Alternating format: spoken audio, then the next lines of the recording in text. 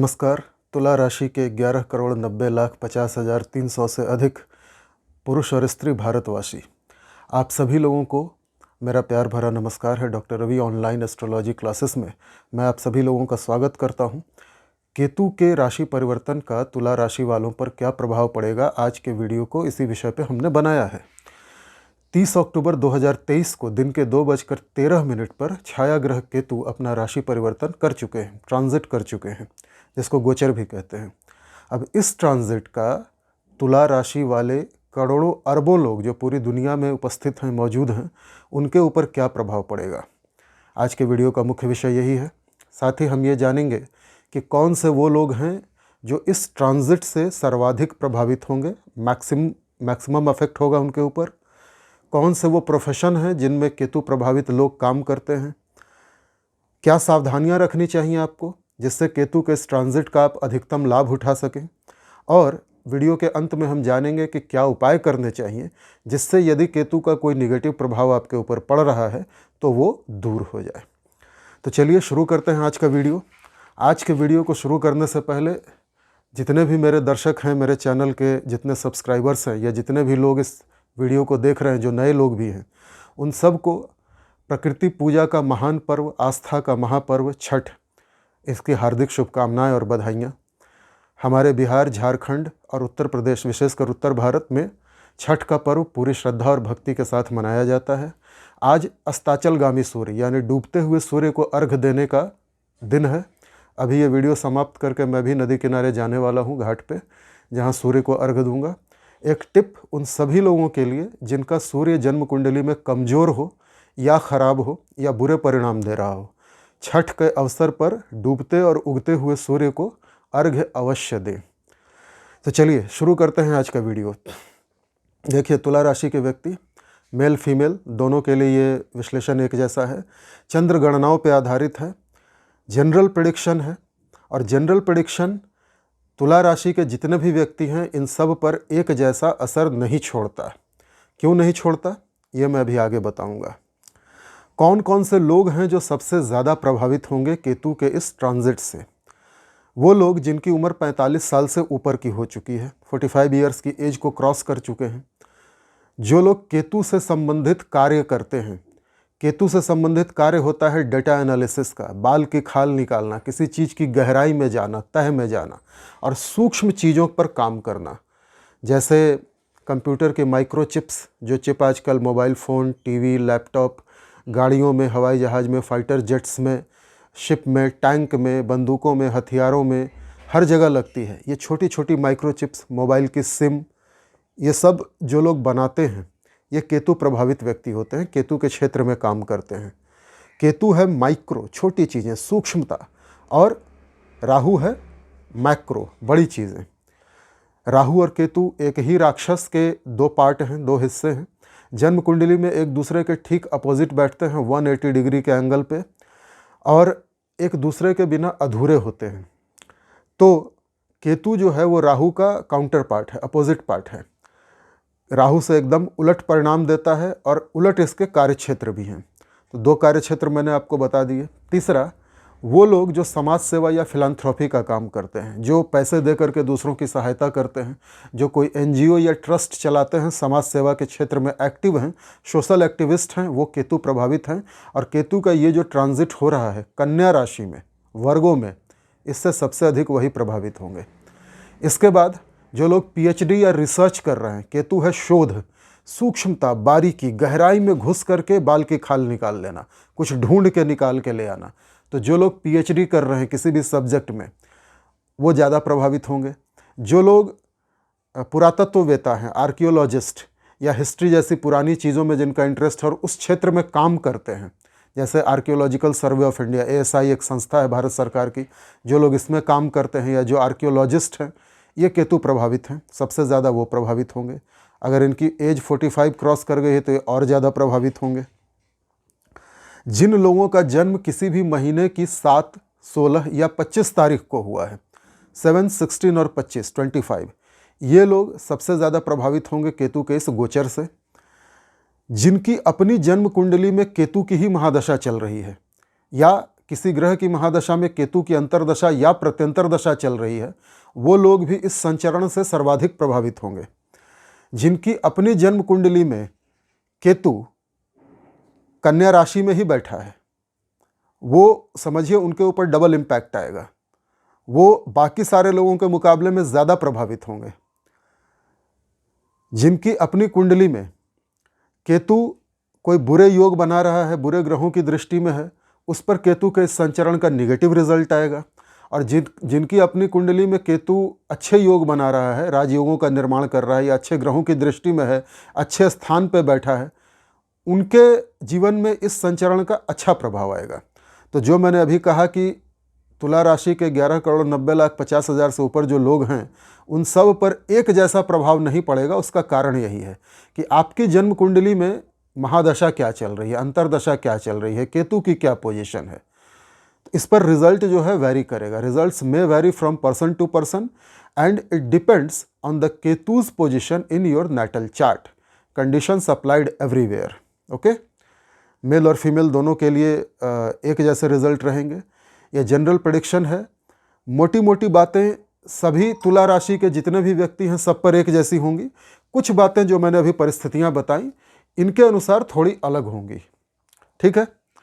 अब केतु का जो गोचर है वो आपके लिए द्वादश भाव से हो रहा है। जब मैं भावों पर वीडियो बना रहा था तो 12th हाउस द्वादश भाव पे मैंने विस्तार से एक वीडियो बनाया है। यदि आप मेरे उस वीडियो को देख लेते हैं तो आपको ये वीडियो समझने में बड़ी आसानी होगी। आप चाहें तो उस वीडियो को देख सकते हैं। और इसी के साथ मैं दो सदाबहार निवेदन भी करना चाहूँगा अपने सभी दर्शकों से कि यदि आप डायरेक्ट मेरे इसी वीडियो पे आए हैं तो चैनल पे अब तक जितने वीडियोस मैंने अपलोड किए हैं कृपया आप उनको भी देखिए, ताकि ज्योतिष सीखने का आपका मार्ग प्रशस्त हो जाए, आपको ये वीडियो अच्छे से समझ में आए। और यदि आपने अब तक हमारे चैनल को लाइक और सब्सक्राइब नहीं किया है तो कृपया अब कर लीजिए। यदि आपने अब तक बेल आइकॉन के बटन को नहीं दबाया है, ऑल का ऑप्शन टच नहीं किया है तो कृपया अब कर दीजिए। यदि आपने अब तक हमारे चैनल को अपने दोस्तों, रिश्तेदारों, मित्रों में पहुंचाया नहीं है, उनसे चर्चा नहीं की है, कृपया अब कर लीजिए।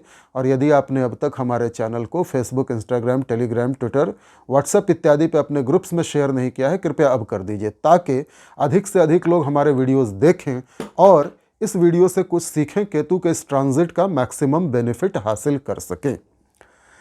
तो जैसा कि मैं कह रहा था कि केतु का ये गोचर हो रहा है आपके लिए द्वादश भाव में, 12th हाउस। 12th हाउस होता क्या है भाई? खर्चे का घर है, सब जानते हैं, व्यय स्थान है, लॉस। 12th हाउस मोक्ष का स्थान भी है, मुक्ति का स्थान। 12th हाउस यात्राओं को दिखाता है, घर के बाहर की यात्राएं, विदेश की यात्राएं, विदेश से लाभ भी दिखाता है, विदेश में खर्च भी दिखाता है। 12th हाउस शारीरिक संबंधों को भी दिखाता है, घर के बाहर के शारीरिक संबंध, नेटिव लैंड के बाहर सेक्सुअल रिलेशन जो बनेंगे वो। 12th हाउस हॉस्पिटल के खर्चे दिखाता है, जेल यात्रा दिखाता है, हॉस्पिटल यात्रा दिखाता है। तो द्वादश स्थान जो है वो बहुत सारी चीज़ों को अपने आप में समेट के रखता है। जीवन का अंत है, लग्न जीवन का प्रारंभ है और द्वादश जीवन का अंत है। अब अंतिम स्थान में जब केतु जैसा मोक्षदायक प्लैनेट आ जाए तो आप खुद अंदाज़ा लगा सकते हैं कि रिजल्ट क्या होंगे। अगर नहीं लगा सकते तो मैं हूं ना बैठा हुआ, मैं आपको बताता हूं। केतु मुक्तिदायक, मोक्षदायक प्लैनेट है, ऐसा सभी जानते हैं, मैंने अपने पिछले वीडियोस में भी कई बार बताया है। अब मोक्षदायक प्लैनेट क्यों है ये भी बताया है, फिर से एक बार बता देता हूँ, सुन लीजिए। भगवान विष्णु ने जब अपने सुदर्शन चक्र से स्वरभानु नाम के राक्षस का सिर काट दिया था तो धड़ वाला हिस्सा जो है वो भगवान विष्णु के चरणों में गिर गया था, और भगवान विष्णु के चरणों में गिरने के कारण उसको मोक्ष मिल गया, मुक्ति मिल गई। और श्री हरि नारायण विष्णु ने प्रसन्न होकर के सिर वाले हिस्से को राहु और धड़ वाले हिस्से को केतु कहा और दोनों को ग्रह बनने का आशीर्वाद दे दिया। इसलिए इनका अस्तित्व नहीं होता, इनकी फिजिकल बॉडी नहीं होती राहु केतु की। पृथ्वी की दक्षिणी छाया को राहु कहते हैं और उत्तरी छाया को केतु कहते हैं। अपना कोई अस्तित्व नहीं है, केवल छाया है ये। फिर भी इनका इफेक्ट किसी भी ग्रह से कम नहीं है। जिन ग्रहों का अस्तित्व है, फिजिकल बॉडी है, उनके समान या कई बार उनसे ज़्यादा इनका असर आता है। राहु केतु जिस राशि में बैठ जाते हैं उस राशि के मालिक बन जाते हैं, उसका स्वामित्व ग्रहण कर लेते हैं। कन्या राशि बुध की राशि है, राहु और केतु और बुध मित्र हैं। तो केतु यदि कन्या राशि में बैठे हैं इन दिनों, अगले 1.5 साल के लिए, केतु का ट्रांजिट 18 महीनों के लिए होता है, तो समझिए कन्या राशि के मालिक हो गए केतु। अब कन्या राशि है पवित्रता, शुद्धता, शुचिता की, प्योरिटी की राशि। केतु है मोक्षदायक प्लैनेट। पर केतु ऐसा नहीं है कि केवल मोक्ष देते हैं या केवल मुक्ति देते हैं, सांसारिकता भी देते हैं। केतु चूंकि राहु का काउंटर पार्ट है, एक राक्षस का धड़ है, इसलिए अच्छी बातें होने के साथ साथ कुछ बुरी बातें भी हैं उसमें। और तुला राशि वालों को ये केतु मिश्रित परिणाम देंगे। मिश्रित परिणाम किन मामलों में देंगे? सबसे पहले तो ये आपकी आध्यात्मिकता को बढ़ाएंगे, आप इंट्रोस्पेक्शन करेंगे। केतु आत्मनिरीक्षण, आत्ममंथन, आत्मचिंतन करवाते हैं। आप दुनिया से, समाज से कटेंगे, विशेषकर अपने परिवार से कटेंगे। क्यों? ये मैं दृष्टियों की जब चर्चा करूंगा तब बताऊंगा। तो आप अपने परिवार से कटेंगे, एकांतवास में जाएंगे, आइसोलेशन में जाएंगे, अलग होंगे और आत्ममंथन, आत्मचिंतन करेंगे। केतु त्याग दिखाते हैं, सेपरेटिव प्लैनेट हैं। जिस भाव में बैठेंगे या जिस भाव पे दृष्टि डालेंगे, उस भाव से संबंधित चीज़ों का त्याग। 12वां स्थान है सेक्सुअल रिलेशन का, घर के बाहर भोग का। तो केतु सबसे पहले इसी चीज़ का त्याग करवाएंगे आपसे। आपका भोग से मन हटेगा, शारीरिक संबंध बनाने से आपकी अरुचि होगी और आपकी आध्यात्मिक उन्नति तभी होगी जब सांसारिकता से हटेंगे। अब यहाँ पे एक कंट्रोवर्सी ये होती है कि राहु और केतु एक दूसरे के अपोजिट बैठते हैं 180 डिग्री के एंगल पर, जन्म कुंडली में ठीक आमने सामने। जब केतु बैठे हैं द्वादश में तो राहु छठे में बैठे हैं और दोनों का नेचर एक दूसरे से एकदम उल्टा है। राहु भोग है, केतु योग है। राहु भौतिकता है, केतु आध्यात्मिकता है। तो और दोनों एक दूसरे को देखते हैं डायरेक्ट, सातवीं दृष्टि से। तो क्या होता है, कई बार व्यक्ति कंफ्यूज कर जाता है। उसके मन में कई बार तो भोग की इच्छा जागेगी, राहु चूंकि हवस दे रहा है, इच्छाएं दे रहा है, तो वो घर के बाहर सेक्सुअल रिलेशन भी बना लेगा, शारीरिक संबंध। और ये शारीरिक संबंध जब वो बना लेगा तो दो चीज़ें होंगी। पहला तो केतु रोग कारक भी हैं, केतु बाधा कारक हैं, केतु धोखेबाजी के भी प्लैनेट हैं और केतु आध्यात्मिकता और मोक्ष के भी प्लैनेट हैं। तो जैसे ही व्यक्ति घर के बाहर शारीरिक संबंध बनाएगा, तुला राशि का पुरुष हो महिला हो जो भी हो, अगले 18 महीनों के दौरान, तो दो चीज़ें होंगी। पहला तो ये कि केतु उसको रोग देंगे, कोई गुप्त रोग देंगे, सेक्सुअली ट्रांसमिटेड डिजीज़, STD। अब STD में गोनोरिया, सिफिलिस से लेकर एड्स, HIV तक की बीमारियां आती हैं। डिपेंड करता है कि आपको किस प्रकार का इन्फेक्शन हुआ है। केतु इन्फेक्शन देंगे, गुप्त अंग के इन्फेक्शन। अब उसमें UTI भी हो सकता है, यूरिनरी ट्रैक्ट इन्फेक्शन, जो महिलाओं में होता है। केतु वस्ती प्रदेश को दिखाता है, वस्ती प्रदेश अर्थात पेड़ू, लोअर एब्डोमेन। तो जैसे ही केतु कन्या राशि में जाएंगे, तुला राशि के पुरुष और स्त्रियों को, विशेषकर स्त्रियों को लोअर एब्डोमेन का पेन होने लगेगा, इरेगुलर पीरियड्स, पेनफुल क्रैम्प्स इन एब्डोमेन, पेनफुल पीरियड्स, PCOD की समस्या होगी, polycystic ovarian syndrome. Ketu surgery के भी कारक हैं और ये जो एरिया है लोअर एब्डोमेन का, उसमें महिलाओं का यूट्रस और ओवरी होता है।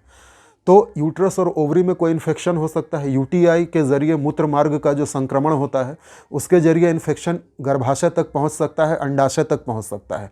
और केतु होते हैं सर्जरी के कारक, तो सर्जिकल रिमूवल ऑफ यूट्रस भी हो सकता है तुला राशि की महिलाओं को। तुला राशि के पुरुषों को लोअर एब्डोमेन के पेन, प्रोस्टेट का खतरा होगा, सर्जिकल रिमूवल उसमें भी होता है। साथ में किडनी या इंटेस्टाइन के इन्फेक्शंस बहुत होंगे, किडनी में स्टोन, गॉल ब्लैडर में स्टोन, इंटेस्टाइन में स्टोन।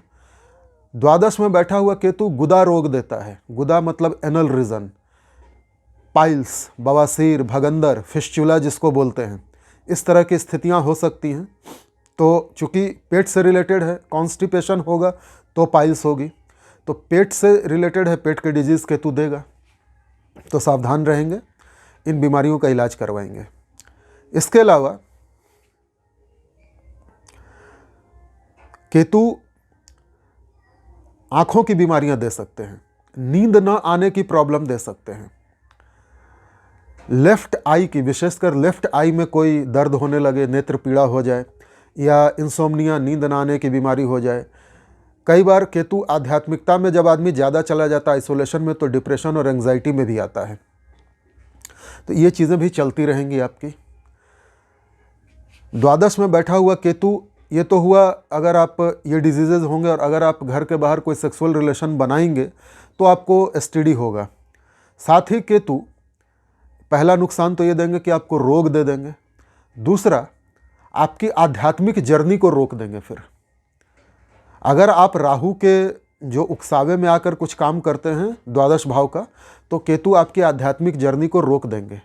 धर्म के नाम पर आपके साथ धोखा होगा। लोग आपसे चंदा मांगने आएंगे मंदिर बनवाने के लिए, मठ बनवाने के लिए, लंगर करवाने के लिए, साधुओं में या गरीबों में वस्त्र बंटवाने के लिए, और उस पैसे को लोग खा जाएंगे। आपसे झूठ बोल के चंदे के नाम पे पैसा ले जाएंगे और खा जाएंगे। धोखेबाजी के प्लैनेट हैं केतु। केतु जेल यात्रा भी करवाएंगे। द्वादश भाव जेल यात्रा का होता है। यदि आपने घर के बाहर कोई सेक्सुअल रिलेशन बनाया है तो संभवतः केतु आपको जेल भी पहुंचा देंगे। ये भी हो सकता है कि आप जेल में काम करने वाले कोई एम्प्लॉय हों, आप जेलर हों, जेल की सुरक्षा में तैनात गार्ड हों, आप जेल के डॉक्टर हों, या जेल में खाना पहुंचाने वाले कैंटीन के सप्लायर हों। जेल में बहुत सारे काम होते हैं, तो इन कामों की वजह से भी आपकी जेल यात्रा होगी। रोज़ आपको ड्यूटी बजानी है, जेल में जाना है, अपनी ड्यूटी करके घर वापस चले आना है। तो जेल यात्रा का मतलब ये नहीं होता कि आपको सज़ा होगी। आप जेल आना जाना कर सकते हैं किसी और कारण से भी, किसी कैदी से मिलने चले गए। हॉस्पिटल के खर्चे बढ़ेंगे, मतलब डिजीज़ आएगा ही आएगा। आपकी हॉस्पिटल की यात्रा होगी। व्यय, चूँकि व्यय का स्थान है ना द्वादश स्थान, तो पैसा खर्च होगा, धुआंधार खर्च होगा, बीमारियों पर भी, और आगे भी बताऊंगा और किन चीज़ों पे खर्च होगा। पहले बीमारी, तो एक तो ये संभावना है कि आपकी हेल्थ बुरी तरह से अफेक्टेड हो, और उसके लिए आपको जब तक ये केतु का ट्रांजिट है कन्या राशि में 18 महीनों तक, तब तक आपको दवाइयों पर खर्च आपका होता ही रहे। ठीक है। दूसरी संभावना ये है कि आप अस्पताल में काम करते हो, आप डॉक्टर हो, नर्स हो, वार्ड बॉय हो, हॉस्पिटल की सिक्योरिटी गार्ड हो, या वहाँ भी कैंटीन चलती है, खाना पहुँचाने वाले हों आप, तो इन कामों के लिए भी आपको हॉस्पिटल जाना पड़ सकता है डेली। तो ये दोनों संभावनाएं हैं। अब depending upon the Ketu's position in your natal chart, ये परिणाम जो हैं बदलेंगे, रिजल्ट्स वेरी करेंगे पर्सन टू पर्सन। केतु अनवरत यात्राओं को दिखाते हैं द्वादश भाव में, और ये यात्राएं लाभदायक होंगी आपके लिए। अब यात्राएं करेंगे तो खर्च तो बढ़ेगा ना, द्वादश भाव है, खर्चों का स्थान है। यात्राओं पे खर्च होगा, मंदिरों, मठों, धार्मिक स्थलों, तीर्थ स्थानों और आध्यात्मिक स्थलों की यात्राएं आप करेंगे। विदेश यात्रा भी कर सकते हैं, इन सब में खर्च होगा। पर विदेश यात्रा में कैच ये है कि राहु की दृष्टि भी है, तो राहु की दृष्टि है तो राहु विदेश यात्रा देंगे। और केतु होते हैं बाधक ग्रह, कहीं ना कहीं प्रॉब्लम देते ही हैं, समस्याएं खड़ी करते हैं।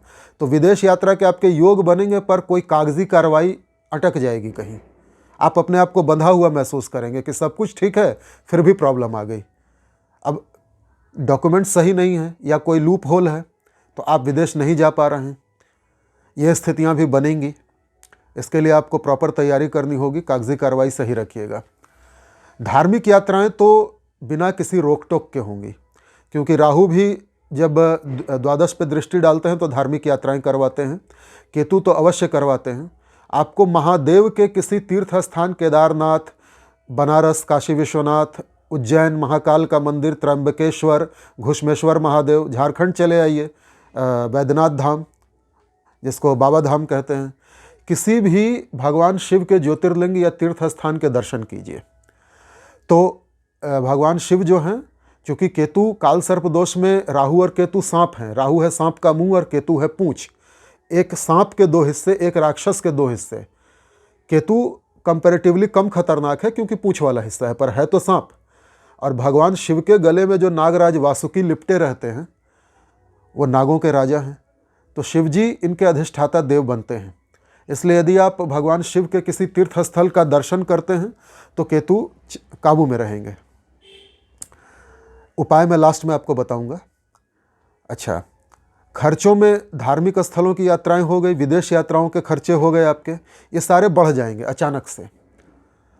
अपने परिवार के किसी व्यक्ति के ऊपर भी आपका खर्च हो सकता है उसके इलाज में।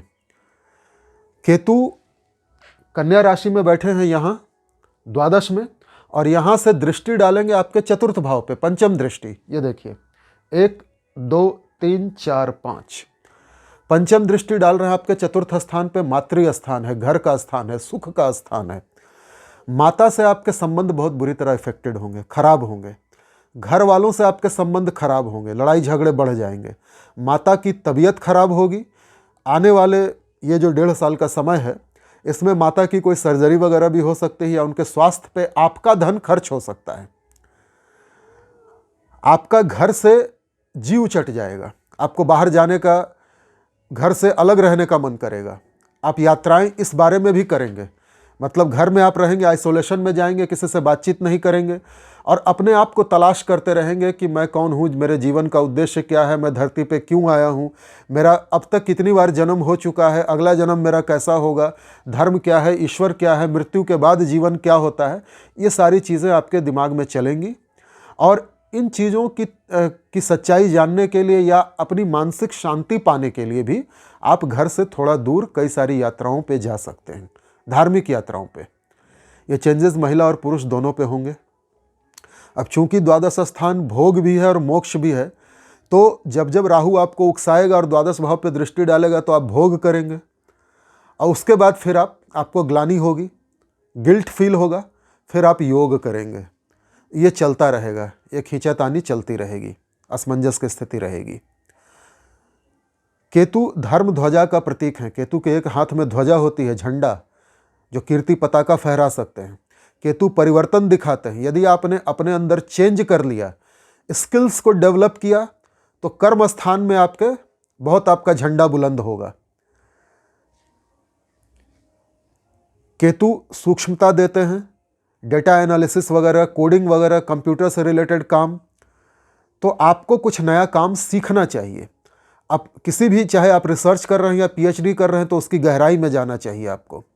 जब आप इस तरह से अपने आप को परिवर्तित करेंगे, टेक्नोलॉजी सीखेंगे या कोई भी चीज़ जिसमें आप गहराई में उतर रहे हैं, तो केतु आपके नाम का झंडा बुलंद कर देंगे, कीर्ति पताका फहरा देंगे।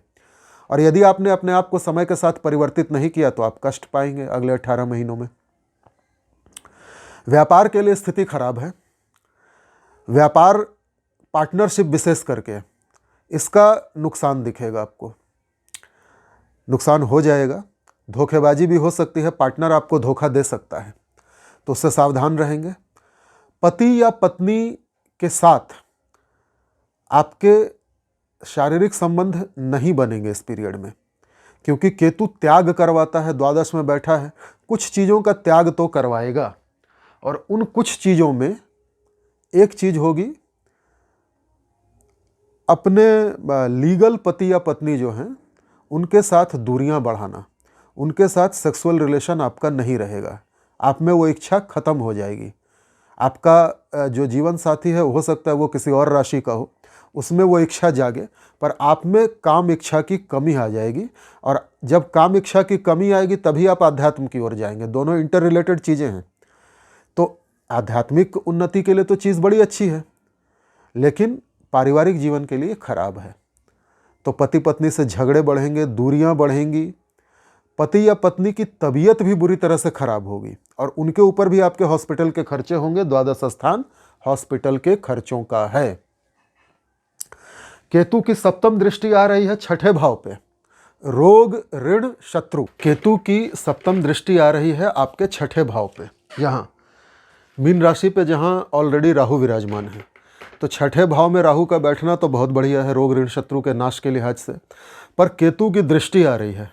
केतु रोग देते हैं। छठे भाव पे केतु केवल एक मामले में आपकी सहायता करेंगे कि आपके शत्रुओं का नाश कर देंगे। छठा भाव होता है डिबेट्स का, कंपटीशन का। यदि आप किसी डिबेट में जाते हैं, वाद विवाद में, तो आप जीत जाएंगे। यदि आप कोई कॉम्पिटिटिव एग्ज़ाम दे रहे हैं तो आप कंपटीशन निकाल लेंगे। यदि आपका कोई कोर्ट केस चल रहा है, कोर्ट कचहरी के मुकदमे, लीगल कोई प्रॉब्लम चल रही है, उसमें आपकी जीत हो जाएगी। किंतु रोग और ऋण से मुक्ति नहीं मिलेगी। कर्ज या लोन बड़ी सोच समझ के लीजिएगा, बड़े अमाउंट का मत लीजिएगा। कर्ज के दलदल में आप फंस जाएंगे और बड़ी मुश्किल होगी। और रोग तो मैंने आपको बता ही दिया कि कितने रोग होंगे आपको। हाँ, शत्रुओं पे आप विजय प्राप्त करेंगे। मानसागरी जैसे जो ग्रंथ हैं, इनमें जब द्वादश में केतु बैठता है तो शत्रुहंता बताया गया है कि ये केतु शत्रुहंता बना देता है व्यक्ति को, यानी शत्रुओं पे विजय प्राप्त होगी। मानसागरी जैसे ग्रंथों में केतु को राहु पुच्छम कहा गया है, राहु की पूंछ, सांप की पूंछ, तो वो कम खतरनाक है। केतु की नवम दृष्टि आ रही है आपके अष्टम भाव पे। अष्टम भाव गुप्त चीज़ों का स्थान होता है, गुप्त शारीरिक संबंधों का भी होता है। Hidden sexual relation with in your limits, with in your city, with in your native land. और तंत्र मंत्र, ज्योतिष, गुप्त ज्ञान, ऑकल्ट साइंस, ज़मीन के नीचे छुपी हुई चीज़ें, बहुत कुछ दिखाता है। ससुराल पक्ष, बदनामी, शैया सुख, बहुत कुछ दिखाता है। जब मैं भावों के वीडियो बना रहा था तो मैंने अष्टम भाव पे भी वीडियो बनाए हैं, आप चाहें तो उनको भी देख सकते हैं जा करके। तो अब केतु द्वादश में बैठा है, जो परम गति का, मोक्ष का स्थान है, अंतिम है, जीवन का अंत है। और ये धर्म अर्थ काम मोक्ष, धर्म अर्थ काम मोक्ष, दूसरे मोक्ष के स्थान पर दृष्टि डाल रहा है। तो क्या होगा, आपको कई बार बैठे बैठे, एक तो आप में आध्यात्मिकता बढ़ जाएगी, गुप्त ज्ञान, ऑकल्ट साइंसेस को आप बड़ी आसानी से समझ जाएंगे, मंत्र साध लेंगे, तंत्र मंत्र, ज्योतिष वगैरह में आपकी रुचि बढ़ जाएगी, टोने टोटके, जादू, हस्तरेखा, पामिस्ट्री, न्यूमेरोलॉजी, इनमें से कोई भी टॉपिक हो सकता है, कोई भी सब्जेक्ट हो सकता है जो आम लोगों के लिए सुलभ नहीं है। इसमें आपकी रुचि बढ़ेगी और आप उसको आसानी से ग्रैब भी कर लेंगे, सीख लेंगे। साथ ही एक चीज़ केतु यहाँ देंगे, आपको जीवन और मृत्यु का अंतर समझ में आ जाएगा। आपको ये समझ आ जाएगा कि जीवन क्षणभंगुर है। कई बार आप ऐसी मुद्रा में, ऐसी अवस्था में, चाहे बैठे बैठे, चाहे आप सोने गए और नींद में, सपने में, या फिर आप ऐसे ही सडनली एकांतवास में बैठे हैं और आपको अचानक लगेगा कि आपका शरीर हल्का हो गया है, आपके शरीर से आत्मा निकल गई है, आपकी मृत्यु हो गई है। और मृत्यु के बाद का जीवन क्या होता है, आत्मा की या सूक्ष्म शरीर की क्या यात्रा होती है, इन सारी चीज़ों का एक अलग प्रकार का आपको अनुभव होगा इन 18 महीनों में, जो आम तौर पे दूसरे लोगों को नहीं होता। तो ये एक बड़ी अच्छी चीज़ है आध्यात्मिक उन्नति के लिए। मृत्यु का भय समाप्त हो जाएगा।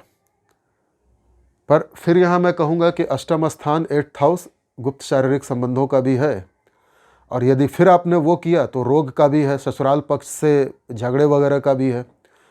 तो ये चीज़ें भी देगा केतु आपको। अब आते हैं हम उपायों पर।